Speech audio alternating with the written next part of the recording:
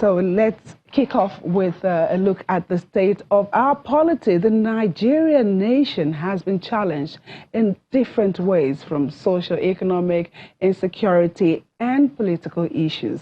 In recent times, the issue of insecurity has been at an alarming rate. Despite efforts by the federal government to resolve insecurity, banditry, robbery, kidnapping have been on the increase. Although the federal government has launched different security operations to deal with the situation seems largely remain the same. So we have in the studio this morning gentlemen who will be looking at some of these issues and how Nigeria can get out of the insecurity issues that we have. We have in the house this morning a development expert, Mr. Norua Edokpolo. Thank you for being here. Thank you very much for We also have a legal practitioner, Mr. Chima Nnaji. Thank you. Thank you very much and good morning. And a social commentator, Mr. Emmanuel Bello. Thank you. Thank you for joining us this morning. I'm sure Nigeria is on your minds. And let me start with you, Mr. Edokpolo. So far, what do you see are those things that holding back Nigeria from moving forward, causing some of all of these issues, insecurity, herder farmers clashes and all of that?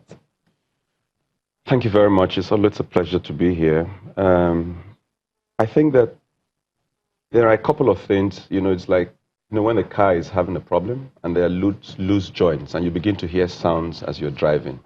If you don't fix it, the car is going to break down someplace, most probably a place you don't expect it to break down. Our country is divided. When people speak now, you hear them speak from their tribal perspectives, their religious perspectives. Nobody seems to be speaking for the Nigerian nation. It's either the leaders of this tribe or that tribe or this group of people or this group of people. Even in the professional space, the doctors are speaking for the doctors, the lawyers for the lawyers. So you have those of us who are familiar with the Bible, to your tent, so Israel, whereby everybody's trying to, take care of himself and not minding what is happening to the other person. So until we are able to come together again and acknowledge that there are things that are common to us and that we can overcome our challenges, we might not get out of this place. So right now in Nigeria, it's a divided country because, it's interesting. Normally when elections are over, then you find deliberate effort to bridge the gap, both the losers and the winners. And oftentimes there is an onus on the guy who wins the elections. There are certain things that the winner only can do that the losers cannot do. You know what I mean? If you came first and I came second, it's not me that will come and tell you to be humble. You are the one that will come to me and say, you know what, you did a great job. You are a great guy. You did it. Watch sports. If I win the match, I say, oh, that was the best game I ever played. She played very well. What am I trying to do? I'm trying to be magnanimous in victory. Okay, so I think that the government of the day, the winners of the election, need to show some magnanimity. They need to be a bit more humble. They need to be a bit more willing to reach across. Because right now, Nigerians are no longer speaking as Nigerians. They are speaking either as, the tribes or religions, etc., etc. So there's that, division. I think we need to quickly begin to close the ranks and begin to, emphasize those things that make us one and not the things that separate us or that divide us. Mr. Nnaji, let me ask you, the issue we have right here, is it a relationship management problem because of the constituent parts that we have, the ethnic parts that we have? Or is it that we cannot manage these ethnic relationships, or that we're just simply incompatible? Because when things happen in this country, it's easier for everybody to sit back into their ethnic identities rather than try to make it work. Are we trying to make something work in this country that would never work? Under the sun, anything and everything can work. The word impossibility lies in the realm of the dwarfed thinking of the person in the leadership position. I always use the allegory of a cook and the pot of soup. All the condiments that make up the soup are not related. None of them. Meat, fish, crayfish, vegetable, okra, or whatever, call it.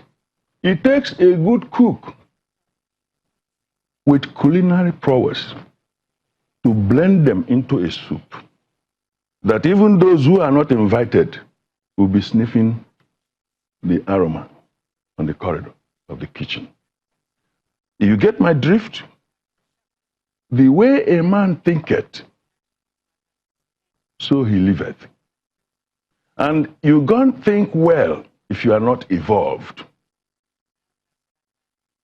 You might be a giant physically, but you are an intellectual dwarf. And there is no way a tortoise can lead antelopes and they hope to win a race. I'm just talking in, I hope you are getting my drift. No tortoise can lead a set of antelopes in a race or 100-meter dash, except to the extent that it was always said that tortoise was very cunning and could place itself at a particular point to make the race. But that is by chicanery. If you want to address reality, you must have good leadership. And good leadership must come from good thinking. Leadership is about the best of the cream. And that is why in management they talk about Peter principle, where you can promote somebody to his level of incompetence.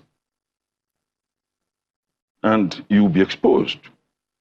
Because when you are made a masquerade, you must dance in the village square to the same drum that the other one had just finished dancing to. So if you don't dance well, it shows that you were not prepared for that position. So a lot of things may have happened in bringing you in. So when my brother was talking about bringing people back after an election, it is only premised on the condition that the elections were won squarely and fairly. Because the other ones, even if you invite them, will be agitating as they feel that perhaps you were not deservedly put there. But naturally, it should have been better at least to have made the advances. The point here is, as we discussed, structurally, we are not in a position to address or redress our problems. Not that the problems are, intractable. Simple example. There are some people who drink, and live mathematics. But that word mathematics to some others give them malaria. Just pronounce that mathematics will be tomorrow, they simply collapse. Let me leave it there for now. Okay, let me go to Mr. Bello. He has largely looked at the leadership issue. But where do we place the followership in all of this? Yeah, interesting. And again, when you're looking at the Nigerian conundrum and the Nigerian crisis, and since we're we're discussing, we're being proverbial in our discussion, you know the story of the man who, the 6 blind men that were asked to go and define an elephant, and everyone was touching one part of the elephant. Some say it's the tail, it looks like a snake. Another one say this elephant actually is a trunk. Some other people say, no, I think it's a wall. Now, they were all touching different parts of one thing and saying different things. Or people who try to, like another analysis that says that the people will stand on both sides of the number 6. And some will say it's a 9, and some will say it's a 6. But yes, that is where leadership comes in everything. There's nothing wrong with the divisions in societies and in countries and in places. Nothing's wrong with divisions. And some of these divisions that we are talking about, we are celebrating, and we're actually talking very vocal about, have always been here with us, part and parcel of our history. There was never a time Hausa people, for instance, didn't think they were Hausas, or Igbos never thought they were Igbos, or Yorubas and everything. If you look at some of what we are saying, they are probably taking different dimensions now. There are more people, more communities talking about their identities and the rest. But some of these problems have been there all along. Now, the attitude I find very, disturbing. It's not even in some of the challenges that we have. All nations are faced with their unique, difficulties. If you go to the US now, they're talking about racism, they're talking about all that. But let's leave that. We're talking about our country. And I see a situation where people are more worried about the problems rather than looking at the possibilities and the potentials for growth, for development and for other things. And this is where what you just said now is very critical. The followership. It's not always a leadership problem. After all, we're all leaders in our own in various ways. And it's not just about political leadership. It's leadership in the church, leadership in the places of worship, leadership at the traditional level, leadership even in the family level. What are parents doing with children? So leadership is not just restricted to some people. Of course, there are people that we've gone into social contract with, people that we've elected to lead us. That's the apex level of leadership. But then the question you ask is about followership. That's critical. There's a newspaper called Leadership in this country. I'm hoping that one day somebody will start a paper called Followership. Because there are people who have said that, look, the followers actually get the kind of leadership they deserve. And why do people say that? It's the same people. The leadership comes from us. We're the same people. So it's very important that we talk about followership. But the third factor, even in the followership, is the way we all perceive the problems and the difficulties and the challenges in our land. Maybe that is where the media come in. I'm a journalist. And I'm worried about, for instance, how we define the problem. I'm really concerned about that, how we define the problem, the interpretation we give to them. Because you can forgive what the people that we call laymen who discuss the problem of Nigerians in their own unique perspective and how they look at it. But it takes superior understanding, better understanding of this problem. And that is where journalism and the media comes in. How do we define the problem? Okay. What interpretation do we give it? When there's criminality, for instance, okay, what kind of appellation do we give to it? Because sometimes we model the issue. We need to look at, how all of these issues are perceived by individuals and how we give appellations. You said so. We'll go on a quick break, and when we come back, we'll be talking more about the state of our polity. Just stay with us. Welcome back. So, Mr. Bello, we're trying to talk about the different narratives that we have, the different perception of issues, and I think you mentioned the media. Yes, it's very important. Given the sort of confusion and the discussion and the kind of discourse that is going on, you need what we call it the fourth estate of the realm to actually put everything first in perspective, and two, to actually give this country a talking point, and three, to guide the conversation in such a way that, and we'll call it agenda setting in the business, setting the agenda. That's what it's called. So there's nothing wrong with loose talks. People in a nation like this, you have people who say all sorts of things. But what matters is informed opinion by leaders of thought, whether they're in the media or in the political space and everything. But I'm more concerned with my area, which is the media, where I've been a journalist for some time now. I am concerned with the way we report the issue. Some people will say, for instance, that it's not the problem of reporting, that there's nothing you can put a spin on it. I agree. But at the same time, most people actually get their information from still the media.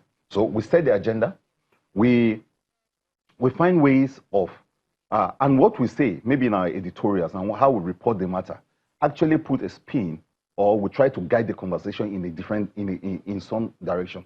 So this is the period we're in calls for all of that. That we're supposed to become more, professional in the way we report the issue and guide the thinking and the direction of the country in a way that first we're working towards cohesiveness, we're working towards giving certain things better interpretation, because part of the problem is that sometimes it's all modeled up.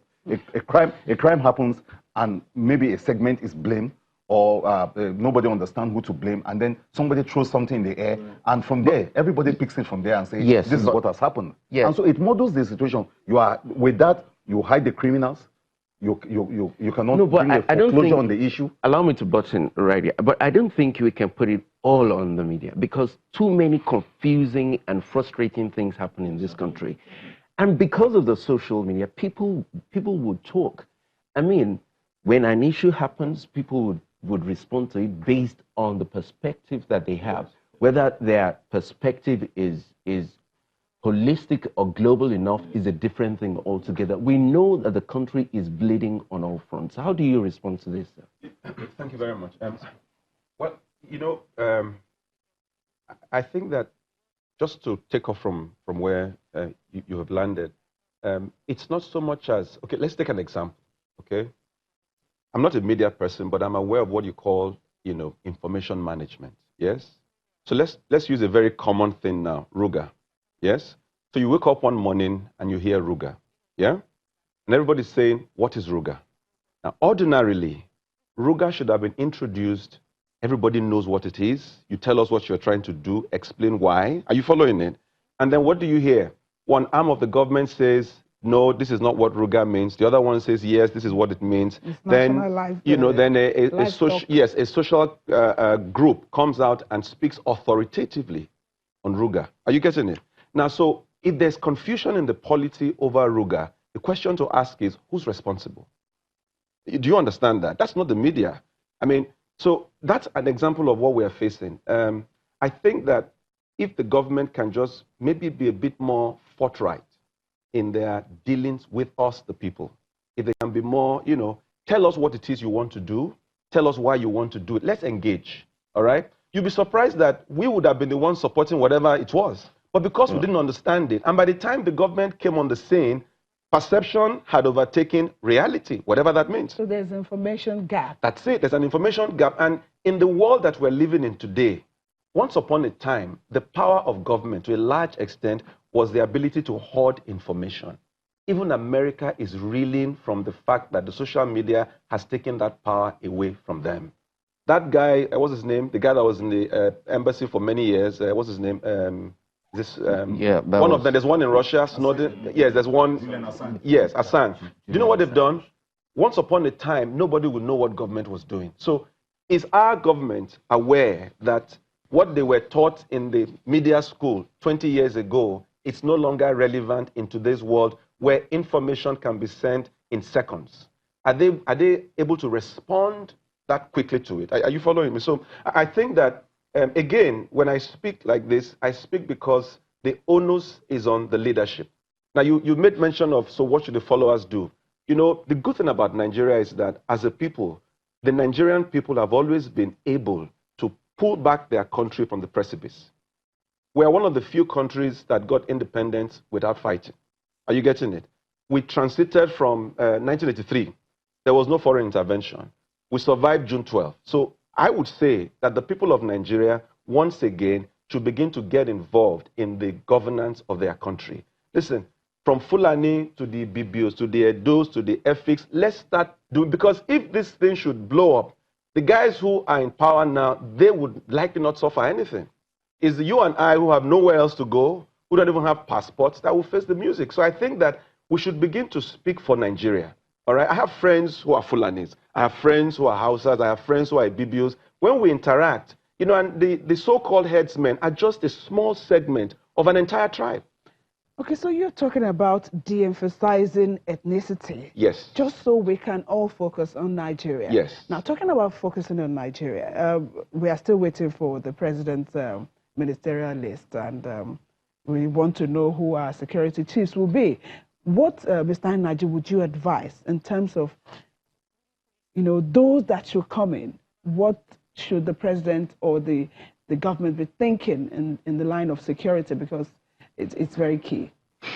Let me very quickly respond to the issue of media and the reaction to issues. And I will just very quickly use this scenario. An adulterous person, whether man or woman, should refrain from the bad conduct and stop bothering people about how it is reported. I don't know whether you get my drift. Stop the bad conduct and don't bother about how it is, where you shape your mouth and say he did it or did not do it. If you refrain from the bad conduct, you will have no problem about what reportage is going on in the media.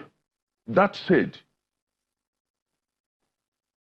I made reference to tortoise and antelope.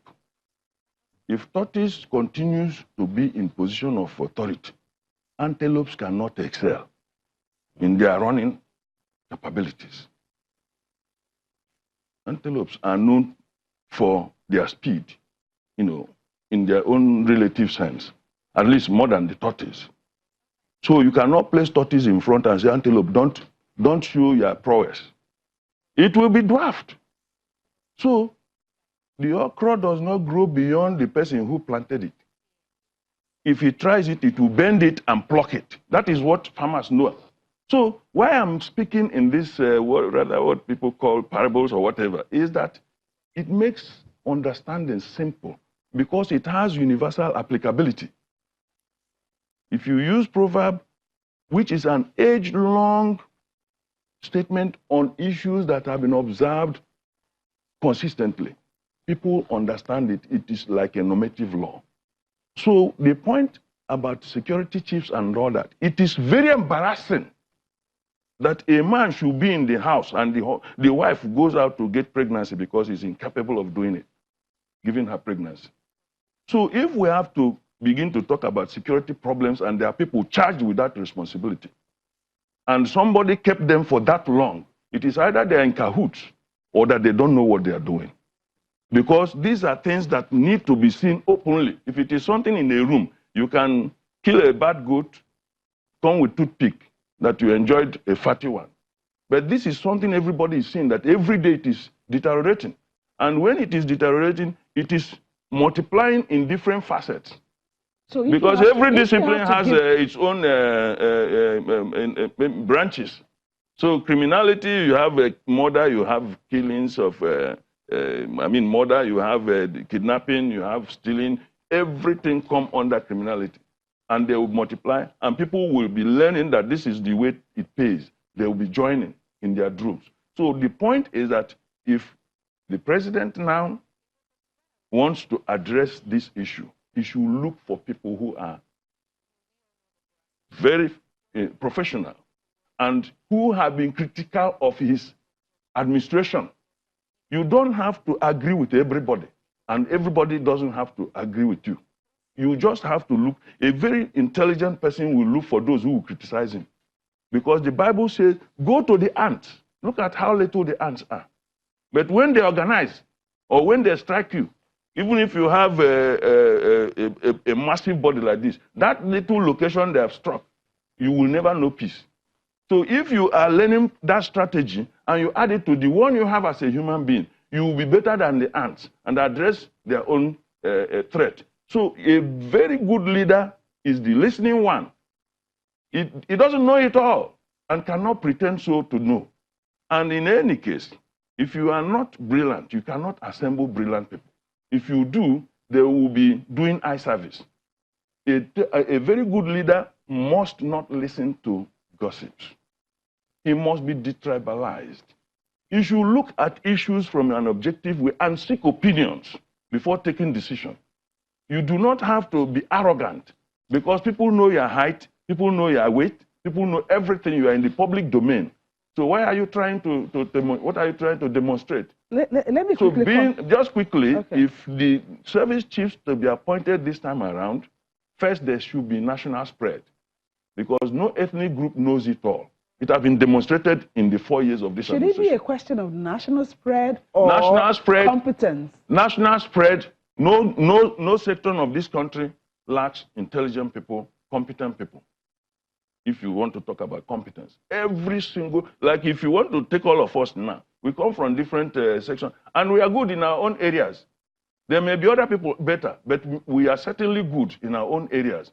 So in order to address the social perception that this is one group of people, they go and hold meeting, they are against us. If you are not in a meeting, you think that all that they were doing was against you. But if you are your own person, let me tell you, when the people, they have mentioned that those people who have been presidents of this country, their people didn't fare well. But psychologically, they thought their own man was there. Some people may be enjoying better in this administration than maybe the one that their ethnic stock held.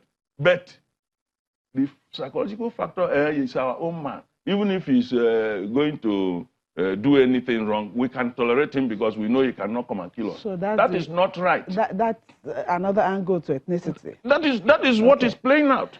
Once our own man is there, but we need to reflect that ethnic, realities of this country, but go for the best. of those. Okay, let me quickly come back to, I'll come back to you, Mr. Bello. You mentioned the issue of Ruga and how lack of information may have, caused some of the issues that we're discussing now. So even in the wake of the suspension of that program, there were some threats from some groups that, the president should do this before, in 30 days. What do you think the presidency should be doing right now concerning such threats and how to pass on more information about this project? Okay, thank you very much. Okay, so for one, I would have expected that the moment that such a statement was made, there should have been a strong condemnation from the highest quarters to say that this is unacceptable. And because the response was not firm enough, what you now find is that different segments of the country are beginning to chorus the same tune. And let's not think that, we can continue to push ourselves. If we're not careful, we may just trip over. So I would have thought that, government should have responded robustly and said, no, this is unacceptable. We will not accept this. We demand that you retract. Otherwise, there will be repercussions. If they did that, then you won't have this, chorus going all around. So I think that that's how, government should have responded. Now, on the other part, I mean, if you look at, we've had 4 years of this government, one would have thought that by the second time out, there would be, even if you are doing a receipt exam and they set the same questions for you, chances are you ought to do better, all right? So I would have been, by the time the elections were done, I believe that Nigerians were willing again to say, you know what, let's give these people another chance. Let's see if they will do things differently. I mean, it would have been wonderful if on the day of inauguration, by day 2, these are my list of ministers. That would have done a huge boost to this government, all right? But unfortunately, we haven't got that. And so it's difficult. They say that you cannot beat me and say I shouldn't cry. You know what I mean? Yeah, so it's difficult for us to have this series of missteps repeating itself. And then if people are then saying this is not right, and then you kind of like feel, why are you saying that? So I really, for me, I'm looking at what can we do to move forward. I want to say that as much as we can, we need to engage with this government. This is our government, all right? So, I mean, you like them, you don't like, that's a secondary question. Nigeria is bigger than all of us. So we need to, see how we can join hands and move things forward deliberately. Okay, so Mr. Bello, he has said we need to join hands and move things forward. What would you say,